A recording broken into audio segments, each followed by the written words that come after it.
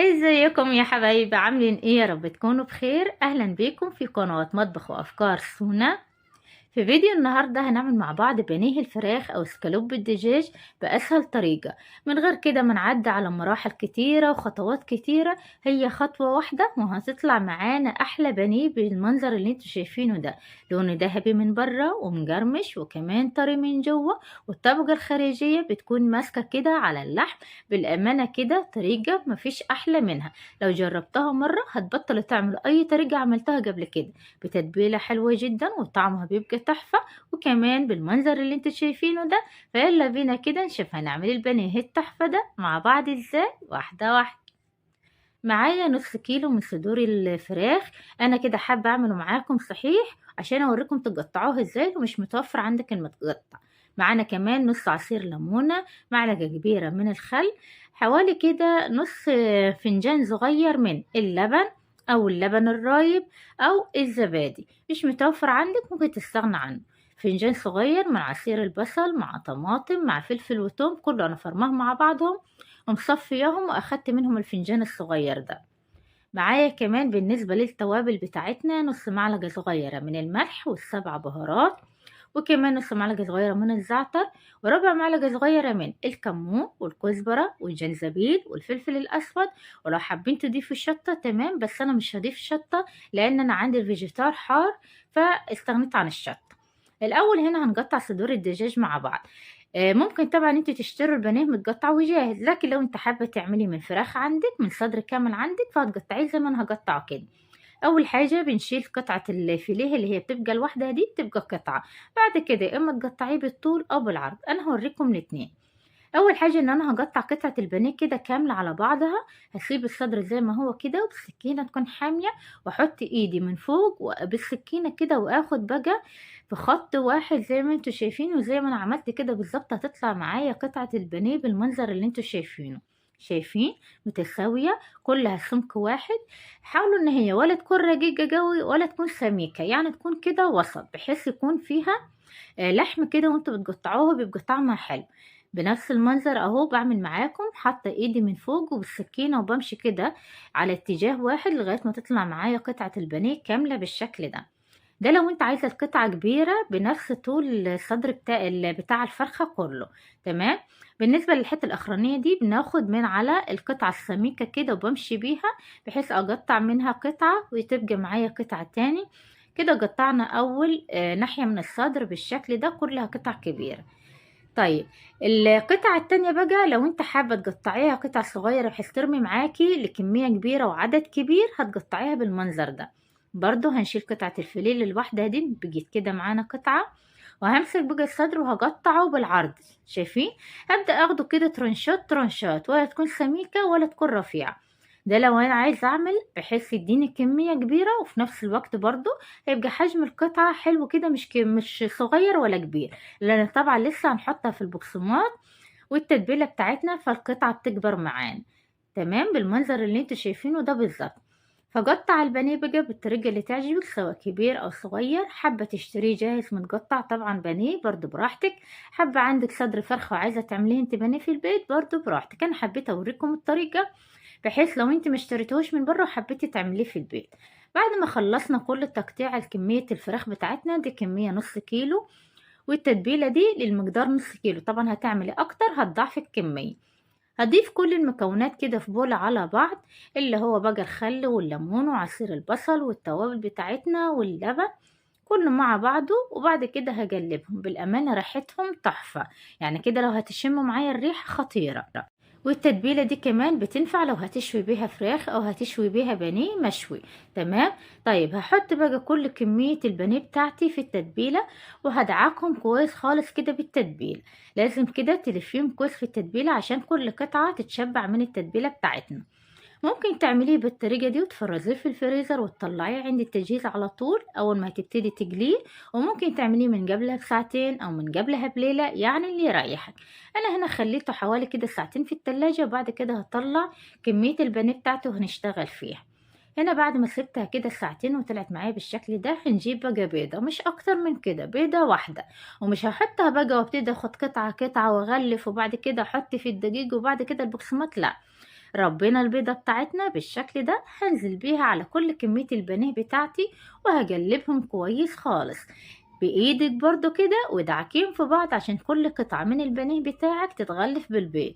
اظن مفيش اسهل من كده. على فكرة ممكن كمان تحط البيضة من البداية خالص مع التتبيلة، بس انا الصراحة بحب كده افضل، يعني بحيث عشان لو شلتها في الفريزر اشيلها ولما اطلعها ابتدي بقى اعمل باقي الخطوات.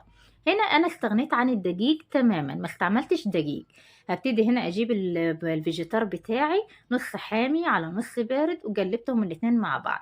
الفيجيتار ده انا جايباه من عند العطار ساي، ممكن تخلي نص الكمية فيجيتار، ممكن تخلي نص الكمية بقسماط، ممكن تخلي الكمية كلها بقسماط زي ما انت حابة. قلبنا كده الفيجيتار الحار على البارد، وهبتدي اجيب صينية وهبتدي بقى اغلف البانيه بتاعي. همسك قطعة البانيه كده من التتبيلة بتاعتي على الفيجيتار على طول او البقسماط. اظن مفيش اسهل من كده، ولا خطوات ولا مراحل، هي خطوة واحدة من التتبيلة على الفيجيتار على طول. هبدأ كده اغلف قطعة البانيه بتاعتي بحيث كده تدوس عليها وانت بتغلفيها عشان الفيجيتار يمسك في قطعة البانيه وما يفكش منك. تمام. هنغلفها كده كويس خالص زي ما انتوا شايفين بنفس المنظر. هضغط عليها كده لغاية ما تتغلف معايا كويس وبقيت قطعة البانيه جاهزة معايا. شايفين شكلها عامل ازاي؟ هننفضها كويس كده من الفيجيتار الزيادة وعلى الصينية. كده هرش طبقة خفيفة من الفيجيتار عشان ابتدي ارص البانيه بتاعي. اعمل كل الكمية بالشكل ده، قطعة جنب قطعة، ما احطش قطع فوق بعضيها. لما اجي ارص قطعة جنب قطعة. هبدأ كده اخد قطعة البانيه من التتبيلة وهنزلها في الفيجيتار بتاعي او البقسماط. وعلى فكرة في ملحوظة مهمة هنا، اللون البانيه بتاعك بيطلع فاتح من لون الفيجيتار او البقسماط اللي انت بتستعمليه. يعني لو انت استعملت الفيجيتار غامق لونه محمر هيطلع البانيه غامق معاكي، البقسماط بتاعك غامق مش فاتح برضه هيطلع البانيه غامق معاكي. يعني اللي بيفتح اللون البقسماط نفسه الفيجيتار. تمام. طيب هنا لو قطعة بانيه معاكي بتكون سميكة من ناحية ورفيعة من ناحية، هتبدأ كده وهي في البقسماط وانت بتغلفيها كده هتضغط عليها بكف ايدك على الحتة السميكة لغاية ما تدوس عليها كده هتلاقيها اتفردت معاك وبقيت كلها كده سمك واحد. عملنا كمية من البانيه اهو رصيناها كلها جنب بعض. فانا عندي باقي الكمية هضطر احطها فوقيها، فقبل ما احط فوقيها هجيب كيس من البلاستيك وهفرده واحطه كده عازل بين الطبقتين. وبرضو لو هتشيليه في الفريزر وتجمديه تعملي نفس الخطوات. يعني كده في الاطباق بتاعتك وهتبتدي كده ترصي طبقة وفوقيها كيس بلاستيك وترصي كمان طبقة، ما تحطيش الطبقات فوق بعضيها عشان ما تحنش على بعضها وتلين ويبقى منظر البانيه مش حلو وكمان هيفك منك وانت بتحمري. هنغلف كده باقي كمية البانيه كلها بالشكل ده. شايفين التتبيلة خلصت معايا ما فاتش منها، ولو كان فاد منها كنا هنستغلها برضو وهنحط عليها فيجيتار من اللي هيفيد وهنجليها برضو بيبقى طعمها خطير. هنا غلفنا كل الكمية بالشكل ده. يعني انا بغلف البانيه وببتدي احمر فيه على طول، كل اللي انا هسيبه بس كده حوالي 10 دقايق لغاية ما الم بقى الدوشة بتاعت الفيجيتار دي اللي وجعت، وكمان احضر الزيت وهنبتدي نجلي. فانا غطيته برضو كده بكيس بلاستيك بالشكل ده وهتحطيه يا اما في التلاجة يا اما على الرخامة. انا سبت على الرخامة مكانه بالامانة، و10 دقايق بس لغاية ما لميت الدنيا وحضرت الزيت وبس كده. وهنبتدي نحمر مع بعض. حابة تحطيه في التلاجة سيبيه عادي الوقت ما هتيجي تحمريه، بس تغطيه كويس عشان ما يلندنش معاكي ويلين. هنروح بقى هنا على البوتاجاز، الزيت بتاعنا بيكون غزير ويكون ساخن. استنى لما الزيت يسخن وبعد كده نزل فيه البانيه. ما تقلبيش البانيه غير لما بيبتدي الناحية الأولانية تاخد لون يغير لون كده، وبعد كده ابدأ يقلبيها زي ما انتوا شايفين بالمنظر ده. ما بياخدش دقايق على النار وبيبتدي كده يتحمر. شايفين قطعة البانيه ما كتشتش منك زيادة وطالعة لونها ذهبي وبالأمانة كده خطيرة. شايفين الكفر ما جبش من على قطعة الفراخ وبالأمانة كده بيبقى ماسك وبيبقى تحفة. هتطلعيه بقى على مناديل فاين بالشكل ده وهتبتدي تحمر باقي الكمية. النار بتاعتنا بتكون يعني فوق الوسط بشوية، لا هي عالية قوي ولا هي وسط، لا فوق الوسط. وهنبتدي نجلي ونطلع بالشكل ده. شايفين الكفر ماسك ازاي؟ مفيش ولا قطعة جبت من عليها الكفر. بالأمانة طريقة حلوة جدا سهلة مراحلها قليلة وسهلة وبسيطة وما بتاخدش معاكي وقت. ممكن تجهزيه وتتبليه وتحمريه عند الطلب على طول. شايفين الكفر ماسك ازاي؟ شايفين قطعة البانيه لونها ذهبي وكمان الضعف الكمية بتاعتها اتضاعفت معانا، يعني كده خطيرة. وانتي بتحمر البانيه خلي جنبك كده مصفى، بحيث اول ما تلاقي كده رواسب الفيجيتار بدأت تبان كده من على حواف الصينية بتاعتك، ابدأ شيليه بالمعلقة وصفيه كده بالمصفى. هيفضل الزيت معاكي صافي ونضيف لغاية ما تخلصي كل الكمية. يعني انا كده حمرت نص كيلو البانيه بتاعي بنفس الزيت، ما زودتش عليه زيت، وشايفين طالع فاتح ازاي. خلي النار بتاعتك تكون كويسة وجلبي كده على طول، بحيث ما يتحرقش معاكي وانت بتسويه.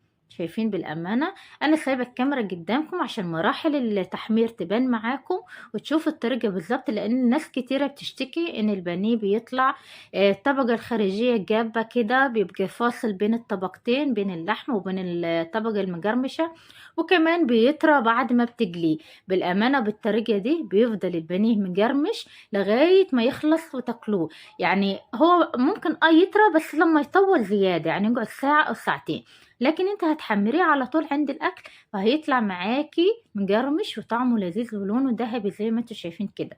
حتى القطعة الصغيرة اهو اللي احنا عملناها، شايفين القطعة كبرت ازاي وحجمها برضو اتضاعف. يعني طريقة مفيش أحلى منها. خلصنا كل الكمية. بالأمانة الكاميرا بتبقى ظالمة الأكل. يلا كده ادعموني وشجعوني عشان اجيب لكم كاميرا حلوة اصور لكم بها الاكل. شايفين قطعة البانيه عاملة ازاي، الكفر ماسك ازاي، وكمان مجرمشة وطعم التتبيلة تحفة.